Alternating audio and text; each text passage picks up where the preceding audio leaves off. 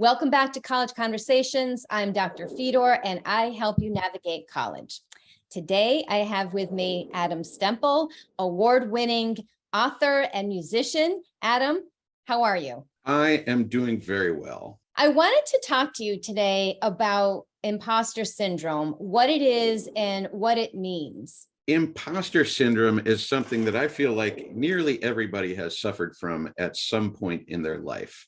It is the feeling of not belonging to whatever achievement you have achieved, and not being the person that people believe you to be. It's especially prevalent in writing, where you get 90% of your day is rejections. But it's a huge thing among the student population. I know, especially first-time college students. You get out and around, and all of a sudden you're surrounded by all these smart, successful students who seem to be doing so great.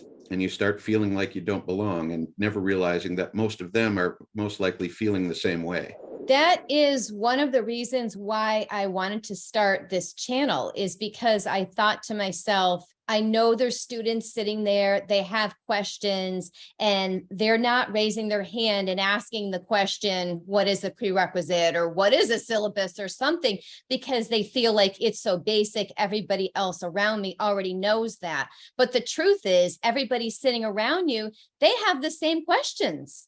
And so it's like admitting to yourself, or let's all admit to ourselves that we all have questions and we all can feel this way at some times.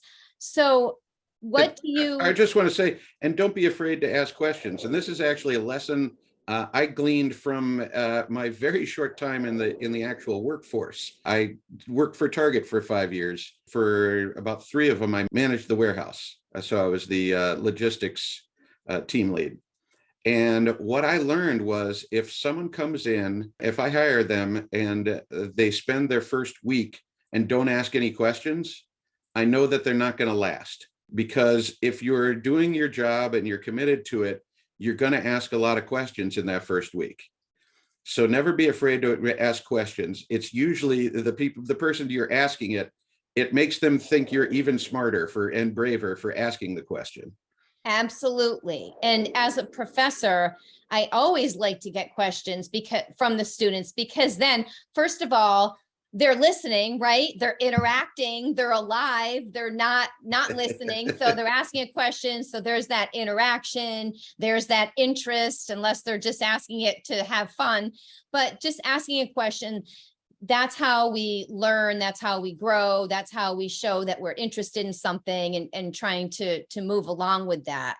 So what do you do, or what should students do to overcome the feeling when they have imposter syndrome? What are some things that they can do? It's a very difficult thing. One of the really tricky bits about it is if it combines, if you've got any kind of depression. One of the worst depressive episodes I ever got was after I sold my very first novel, because there's kind of a thing you do when you have really bad imposter syndrome and depression. It gets worse the more you accomplish. Which is so ironic, because exactly. You think that, oh, congratulations, you just sold your first novel, this is wonderful. And then you're feeling like, what, you didn't deserve to sell the novel? Yeah. And what I ended up doing was self-sabotaging, just subconsciously self-sabotaging, until my exterior life matched my interior view of myself, which is a real danger. You can get people will really self-destruct, and people on the outside don't understand. Oh, they're so successful. Why, why are they throwing it all away? And it can be because of imposter syndrome. And it's very tough. I mean, it gets easier with the weight of years upon you to go, well, I've been here so long, I must belong. So sometimes imposter syndrome is just allow time to pass. What I like to do is to celebrate every win, no matter how small. And I mean, fist pumping celebrate. I sold a poem for $12.50 the other day. You'd have thought I won the Super Bowl. I was ready to take the family to Disneyland. Yes. So that can really help. If you're just like honestly, joyfully celebrating every tiny win. You get to class on time. Yes, Yeah. you pass a test, you get yourself signed up for something you were nervous about, you're confident in a place where you were once shy. Celebrate every win. And that's doable for all students, to celebrate these incremental wins Mhm. that are just positive steps toward achieving their goals, making it through another semester. I've got people who live by lists. Yes. I'm very much plugged in with the mentally ill community, which is very easy when you're a writer and musician. There's a lot of correlation between mental illness and the creative arts.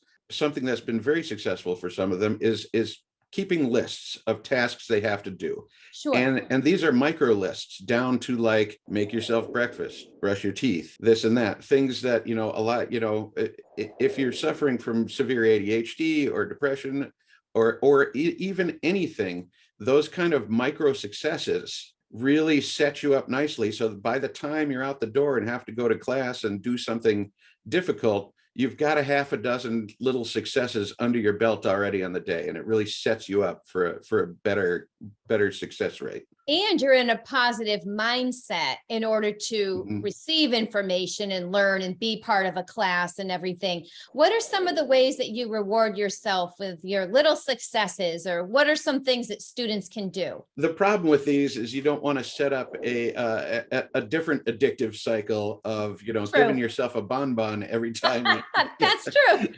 get a thing. So me, I'm just a giant whooper and fist pumper and woo.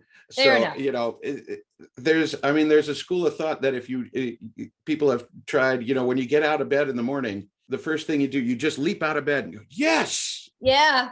And it actually does get your body started. I don't do that. I'm at an age where I might injure myself. Or the But the other thing- superhero pose. The superhero Yeah, exactly. pose, yeah. I remind everybody, the body and the mind is a two-way street.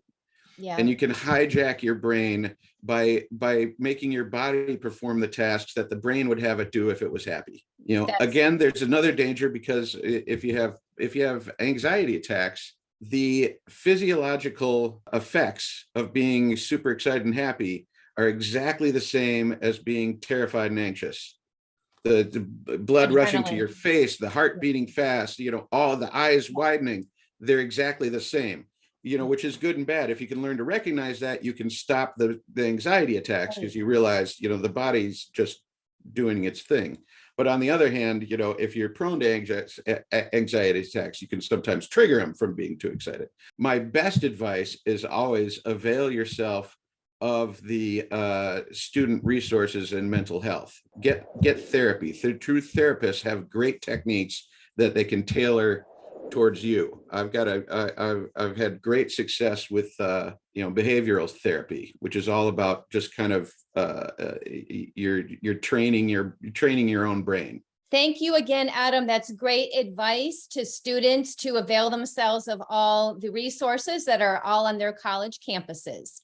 Please remember to hit like and subscribe and share this video with other students who also might find it helpful, and remember to keep learning.